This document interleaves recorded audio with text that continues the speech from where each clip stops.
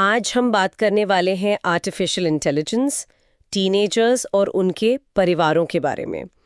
हमारे पास behavioural sciences journal में छपी एक बड़ी दिलचस्प स्टडी है जो ये समझने की कोशिश करती है कि क्यों कुछ टीनेजर्स एआई पर आंख बंद करके भरोसा कर लेते हैं जबकि कुछ उसे शक की नज़र से देखते हैं। बिल्कुल। और ये स्टडी सिर्फ ये नहीं देखती कि कौन एआई कितना इस्तेमाल कर रहा है, बल्कि ये उससे भी गहरे सवाल पूछती है, जैसे एक टीनेजर की अपनी भावनाओं को समझने की ताकत, मतलब उसकी इमोशनल इंटेलिजेंस, और घर पर उसके माता पिता का बर्ताव। ये सब मिलकर एआई के साथ उसके रिश्ते को कैसे बदल देता है। बिल्कुल। और ये मौजू आज के दौर में बहुत जरूरी हो गया है क्योंकि एआई अब कोई भविष्य की चीज नहीं रही। नहीं, अब तो हमारी जिंदगी का हिस्सा है। बिल्कुल, वो हमारे बच्चों की जिंदगी का हिस्सा बन चुका है। और यहीं पर एक बड़ा सवाल खड़ा होता है, क्या एआई सिर्फ एक काम का टूल है या फिर ये कुछ नौजवानों के लिए असली इंसानी रिश्तों की जगह ले रहा है? और मुझे लगता है इसमें एक पीढ़ी का अंतर, एक जनरेशन गैप भी बहुत साफ नजर आता है। हाँ, बहुत बड़ा। स्टडी के हिसाब से टीनेजर्स अपने पेरेंट्स के मुकाबले एआई को लेकर कहीं ज्यादा पॉजिटिव हैं। वो न सिर्फ उसे ज्यादा इस्तेमाल करते हैं बल्कि एआई की सलाह पर और इस बात पर भी ज्यादा भरोसा करते हैं कि उनका डेटा सुरक्षित रहेगा। सही बात है। तो चलिए इस पहेली को सुलझाने की कोशिश करते हैं कि आखिर ऐसा क्यों हो रहा है। चलिए शुरुआत कुछ आंकड़ों से करते हैं जो इस जनरेशन गैप को दिखाते हैं। स्टडी में सामने आया कि करीब 32% टीनेजर्स अपने स्कूल के काम के लिए एआई का इस्तेमाल करते हैं। और जब आप इसकी तुलना पेरेंट्स से करते हैं तो वो आंकड़ा सिर्फ 17% है। बिल्कुल। मतलब लगभग 2 गुने का फर्क है। और सिर्फ स्कूल के काम के लिए ही नहीं, है ना? नहीं, उससे भी आगे की बात है। और यही सबसे दिलचस्प बात है कि वो व्यवहार संबंधी सलाह भी ले रहे हैं। एग्जैक्टली। वो व्यवहार संबंधी सलाह के लिए भी एआई से पूछ रहे हैं। ये एक बहुत बड़ा बदलाव है। मतलब मुझे अपने दोस्त से क्या कहना चाहिए, या मैं इस मुश्किल सिचुएशन को कैसे हैंडल करूं, ऐसे सवाल। बिल्कुल। और भरोसे का लेवल भी देखने लायक है। टीनेजर्स को इस बात पर ज्यादा यकीन है कि एआई सिस्टम को दिया गया उनका पर्सनल डेटा सेफ रहेगा। अच्छा। यहां तक कि कई मानते हैं कि कुछ मामलों में एआई उनके दोस्तों या परिवार से भी बेहतर सलाह दे सकता है। ये सिर्फ टेक्नोलॉजी के इस्तेमाल का अंतर नहीं है, ये सोच में एक बुनियादी बदलाव है। ये तो वाकई सोचने वाली बात है, खासकर किशोरावस्था में जब इंसान अपनी पहचान बना रहा होता है, दुनिया को समझ रहा होता है। उस नाजुक दौर में एक मशीन पर इतना भरोसा, इसका उनके विकास पर क्या असर पड़ सकता है? असर बहुत गहरा हो सकता है। किशोरावस्था वो समय है जब हम सामाजिक तौर तरीके सीखते हैं, सहानुभूति विकसित करते हैं। अगर इन सब चीजों के लिए हमारा पहला सहारा एक एल्गोरिदम बन जाए तो ये हमारे सामाजिक कौशल को बनने से पहले ही रोक सकता है। इसका मतलब ये है कि ये सिर्फ उम्र का खेल है कि हर टीनेजर ऐसा ही करेगा, या फिर इसमें किसी की पर्सनालिटी, उसके अपने अंदरूनी स्वभाव का भी कोई रोल है? बहुत अच्छा सवाल है। और यहीं पर स्टडी और भी दिलचस्प हो जाती है। ये सिर्फ उम्र की बात नहीं है। स्टडी का एक सबसे बड़ा नतीजा ये है कि जिन टीनेजर्स में ट्रेट इमोशनल इंटेलिजेंस, ये सुनने में थोड़ा टेक्निकल लगता है, आम भाषा में इसका क्या मतलब हुआ? इसे ऐसे समझिए कि ये एक तरह का अंदरूनी कंपस है। जिन लोगों में ये ज्यादा होता है वे अपनी भावनाओं को अच्छी तरह पहचानते हैं, जैसे मैं भी गुस्सा हूं या मैं दुखी क्यों महसूस कर रहा हूं।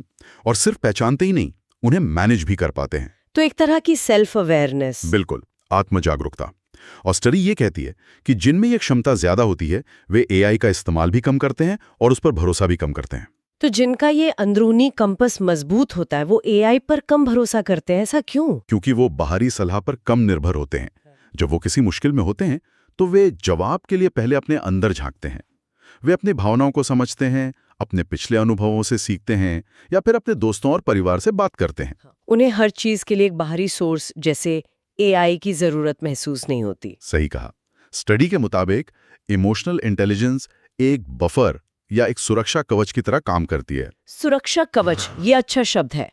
मतलब ये उन्हें बिना सोचे समझे किसी भी नई टेक्नोलॉजी में पूरी तरह डूब जाने से बचाता है। बिल्कुल। वे एआई को एक साथी या सलाहकार की तरह नहीं बल्कि एक टूल की तरह देखते हैं। जैसे कैलकुलेटर हिसाब करने के लिए एक टूल है, वैसे ही एआई जानकारी ढूंढने के लिए एक टूल है। वे उसकी सलाह को आखिरी सच नहीं मानते। और एक टूल और एक साथी में तो बहुत बड़ा फर्क है। बहुत बड़ा। तो ये तो हुई अंदर की बात, यानी किसी की अपनी इमोशनल इंटेलिजेंस। लेकिन क्या स्टडी ये भी बताती है कि किशोर के आसपास का माहौल, जैसे कि उनका परिवार, इस चीज पर कोई असर डालता है? क्योंकि घर का माहौल तो बहुत मायने रखता है ना। हाँ, और ये स्टडी का शायद सबसे जरूरी हिस्सा है। स्टडी ने परिवार के माहौल, खास तौर पर पेरेंटिंग के तरीकों को बहुत ध्यान से देखा है। उन्होंने 2 मुख्य शैलियों की तुलना की। पहली है ऑथोरिटेटिव पेरेंटिंग। ऑथोरिटेटिव, इसका मतलब क्या हुआ? ऑथोरिटेटिव पेरेंटिंग में माता पिता नियम तो बनाते हैं, लेकिन वो बच्चों के साथ प्यार से पेश आते हैं, उनकी बात सुनते हैं और नियमों के पीछे का कारण भी समझाते हैं। मतलब यहाँ बातचीत और आपसी सम्मान का माहौल होता है। ठीक है, ये तो काफी पॉजिटिव लग रहा है। और दूसरी स्टाइल कौन सी थी? दूसरी थी ऑथोरिटेरियन पेरेंटिंग। अथॉरिटेरियन? हाँ, यहाँ सिर्फ सख्त कंट्रोल होता है। मैंने कह दिया इसलिए करना है वाला रवैया। सवाल पूछने की इजाजत नहीं होती और भावनाओं को जाहिर करने की भी ज्यादा जगह नहीं मिलती। एक तरह से तानाशाही जैसा कह सकते हैं, एक सत्तावादी माहौल। और इन दोनों पेरेंटिंग स्टाइल का एआई के इस्तेमाल पर असर कितना अलग था? मुझे अंदाजा है कि नतीजे चौंकाने वाले होंगे। बिल्कुल।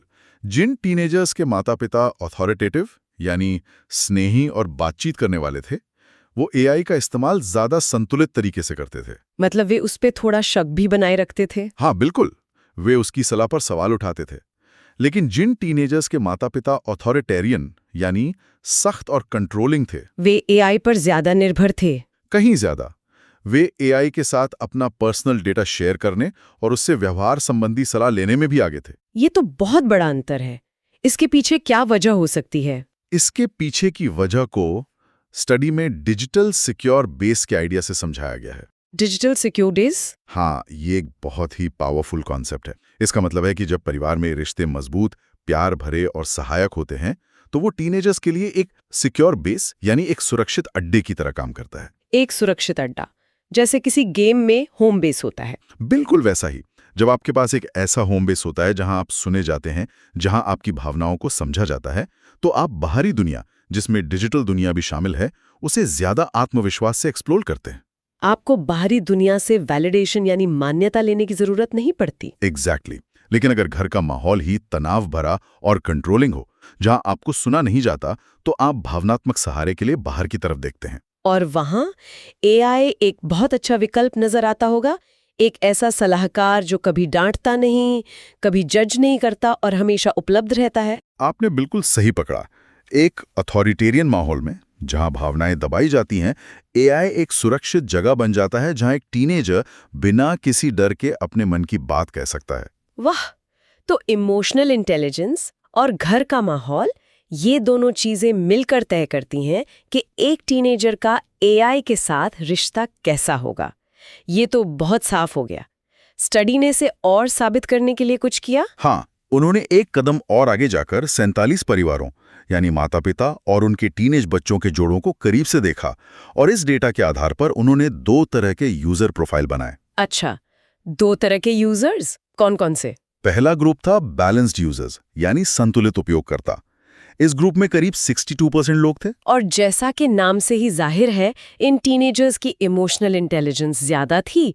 उनके पेरेंट्स ज्यादातर अथॉरिटेटिव थे और उन्हें परिवार से मजबूत सपोर्ट महसूस होता था। बिल्कुल सही। और एआई के साथ उनका रिश्ता कैसा था? संतुलित, बहुत ही संतुलित। वे एआई का इस्तेमाल करते थे, लेकिन सावधानी से। और सबसे जरूरी बात, वे एआई की सलाह को इंसानी सलाह से बेहतर नहीं मानते थे। वे टेक्नोलॉजी के मालिक थे, गुलाम नहीं।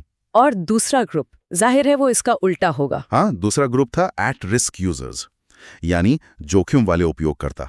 ये करीब 38% थे। इनकी प्रोफाइल क्या थी? इनकी प्रोफाइल ठीक विपरीत थी। इनकी इमोशनल इंटेलिजेंस कम थी और उनके माता पिता ज्यादातर अथॉरिटेरियन यानी सत्तावादी थे। उन्हें परिवार से भी कम सपोर्ट महसूस होता था। तो चलिए इस एट रिस्क टीनेजर की कल्पना करते हैं। उसकी जिंदगी में एआई का रोल कैसा दिखता होगा? ये वो टीनेजर है जो एआई का बहुत ज्यादा इस्तेमाल करता है। वो न सिर्फ स्कूल के काम के लिए, बल्कि अपनी पर्सनल समस्याओं के लिए भी एआई से ही पूछता है। वो अपना पर्सनल डेटा शेयर करने में भी नहीं हिचकिचाता। और सबसे चिंता की बात यह है कि वो अपने माता पिता या दोस्तों से ज्यादा एआई की सलाह पर भरोसा करता है। बिल्कुल, उसके लिए एआई एक भरोसेमंद दोस्त बन चुका है। ये प्रोफाइल तो सच में चिंताजनक है। ये उन सभी डॉट्स को जोड़ देता है जिनके बारे में हमने अभी बात की। कम इमोशनल समझ, घर पर सपोर्ट की कमी और फिर टेक्नोलॉजी पर अत्यधिक निर्भरता। बिल्कुल, ये सिर्फ अलग अलग कारक नहीं हैं, ये एक पैटर्न बनाते हैं।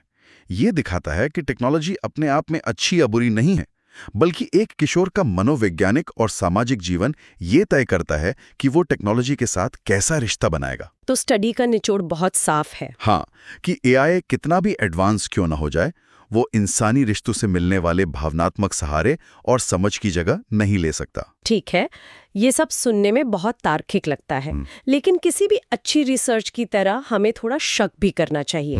क्या इस स्टडी की कोई कमजोरियां या सीमाएं हैं? ये एक बहुत जरूरी सवाल है। और हाँ, इस स्टडी की कुछ सीमाएं हैं। सबसे पहली बात, ये एक क्रॉस सेक्शनल स्टडी थी। क्रॉस सेक्शनल मतलब? इकट्ठा किया गया था। इससे हम ये तो कह सकते हैं कि इन चीजों के बीच एक संबंध है, लेकिन हम ये साबित नहीं कर सकते कि एक चीज दूसरी चीज का कारण है। अच्छा, मतलब ये चिकन और एग वाली बात हो गई। क्या सख्त पेरेंटिंग की वजह से टीनेजर एआई की तरफ गया, या फिर टीनेजर के एआई पर ज्यादा निर्भर होने की वजह से पेरेंट्स के साथ उसका रिश्ता तनावपूर्ण हो गया? बिल्कुल, हम कारण और प्रभाव की दिशा तय नहीं कर सकते। और कोई सीमा? हाँ, सैंपल साइज। जैसा मैंने बताया, जो 2 प्रोफाइल बनाए गए थे वो सिर्फ 47 परिवारों के डेटा पर आधारित थे। ये संख्या बहुत छोटी है। सही बात है। इसलिए इन नतीजों को हम पूरी दुनिया के टीनेजर्स पर लागू नहीं कर सकते। ये एक शुरुआती संकेत है, कोई आखिरी फैसला नहीं। और डेटा भी तो लोगों ने खुद ही बताया था ना, सेल्फ रिपोर्टेड। सही पकड़ा। इसमें हमेशा एक खतरा रहता है, जिसे सोशल डिजायरेबिलिटी बायस कहते हैं। मतलब लोग अक्सर वो जवाब देते हैं जो सामाजिक रूप से ज्यादा अच्छे लगते हैं, ना कि वो जो पूरी तरह सच हों। और आखिरी बात, ये स्टडी सिर्फ दक्षिणी इटली में की गई थी, तो क्या ये कल्चर स्पेसिफिक हो सकता है? बहुत ज्यादा। संस्कृति का टेक्नोलॉजी के इस्तेमाल पर बहुत गहरा असर पड़ता है। हो सकता है कि इटली के परिवारों में जो पैटर्न दिखा, वो भारत, जापान या अमेरिका के परिवारों में बिल्कुल अलग हो। तो इन सीमाओं को देखते हुए हम इस स्टडी से क्या सीख सकते हैं? इसका सार क्या है? इन सीमाओं का मतलब ये नहीं कि स्टडी बेकार है। ये भविष्य के रिसर्च के लिए एक बेहतरीन शुरुआती बिंदु है। लेकिन इसका सार यह है कि जब हम टीनेजर्स और एआई के बारे में बात करते हैं, तो हमें सिर्फ स्क्रीन टाइम की चिंता नहीं करनी चाहिए। असली कहानी स्क्रीन के पीछे है। बिल्कुल। मतलब हमें इस बात पर ध्यान देना चाहिए कि उस टीनेजर की भावनात्मक दुनिया कैसी है और उसे घर पर कैसा माहौल मिल रहा है। संक्षेप में, एक मजबूत इमोशनल इंटेलिजेंस और एक प्यार भरा बातचीत वाला पारिवारिक माहौल। हाँ, ये दोनों सबसे बड़े सुरक्षा कवच हैं जो एक टीनेजर को एआई पर बहुत ज्यादा निर्भर होने से बचा सकते हैं। आपने बिल्कुल सही सारांश दिया।